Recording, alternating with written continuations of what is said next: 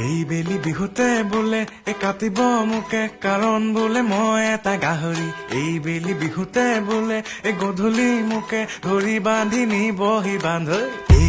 দেহা শুনা কথা বোলে মোৰ ঘৰৰ বাকৰিত গুণা গথা